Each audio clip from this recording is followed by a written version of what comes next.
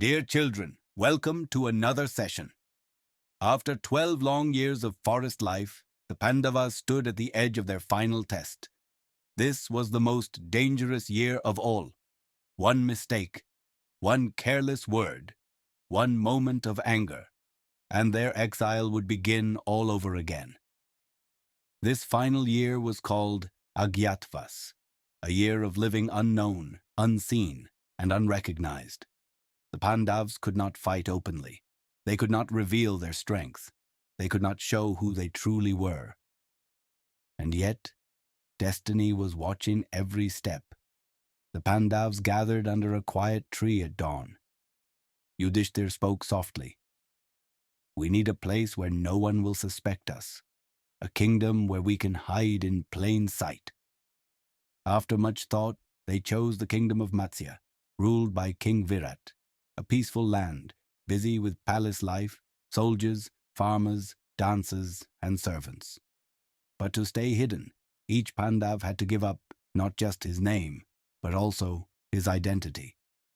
And so the brothers chose disguises, roles that would test their patience more than any battle.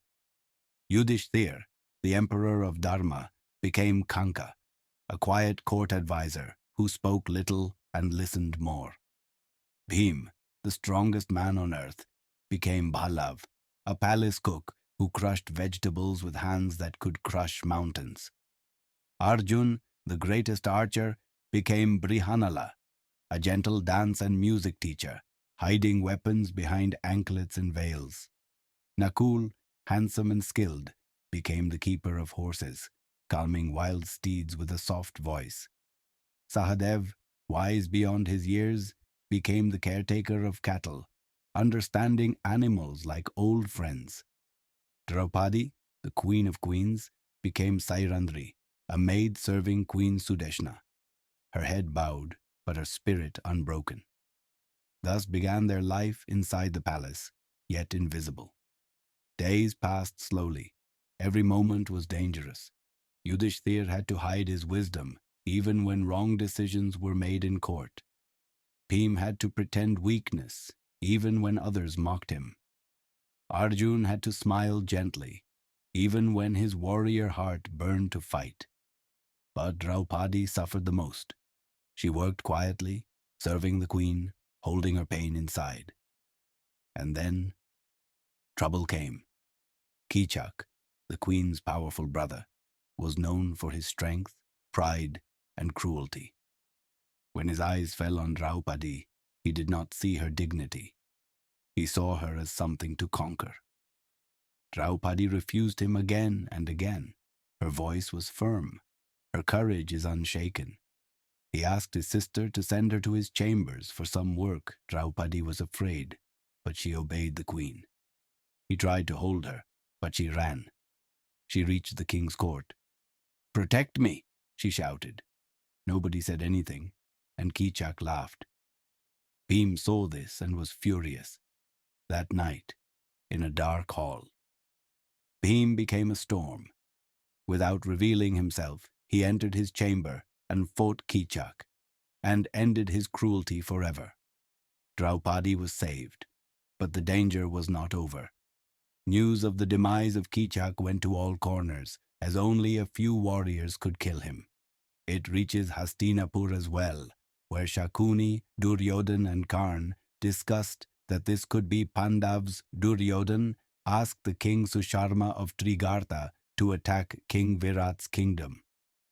Yudhishthira as Kanka suggested the king to take along Ballava and Nakula and Sahadeva, as well as they are known warriors who served Pandavas. They went and fought King Susharma. Meanwhile, the Kauravas attacked Virata's kingdom as well, stealing cattle and mocking the king. Young Prince Uttar rushed to battle. He took Brihannala as his charioteer as suggested by the Draupadi. He reached the battleground, but fear overtook him as soon as he saw the Kauravas' warriors. "Bhishma, Drona, Karna." Prince Uttar trembled. Then Arjuna spoke calmly. "Today, you will see who I truly am." He revealed himself. Arjuna took his celestial weapons hidden in a sacred tree, and alone, he defeated the entire Kaurav's army. Bhisham smiled. Drona bowed his head. Karn withdrew. The year of Agyatvas was complete. King Virata heard the news that his prince defeated all Kaurav warriors. He was overjoyed. The palace was decorated with flowers to welcome him back. He hugged his son, but he was confused. He told the king that it is Brihannala who has defeated Kauravs, and he is none other than Prince Arjuna. King Virata bowed in respect. He apologized to Yudhishthira for his behavior. Yudhishthira thanked him for giving them shelter during Agyatvas. 13 years were over. At last, they were free. But children, freedom does not always bring peace. The Pandavas returned to Hastinapur. The people cheered. The elders welcomed them. But Duryodhana's heart burned. Bhisham requested the king to return Indraprastha to Pandavas and bring harmony to the family. Duryodhana shouted, "Not even land the size of a needle!" The palace fell silent. To stop bloodshed, the Pandavas sent Sri Krishna as a messenger. Krishna spoke with calm power. "Choose peace. Return what is right." But Duryodhana laughed.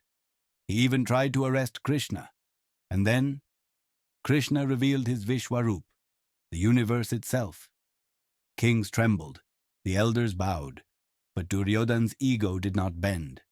Peace was rejected. The path to Kurukshetra was set. Sri Krishna chose not to fight, but became Arjuna's charioteer. A war unlike any other was coming. Dear children, remember, patience is strength. Humility is power. Peace is always the first choice. But standing up for justice is necessary. The Pandavas tried peace, but when injustice refused to listen, Dharma prepared for war.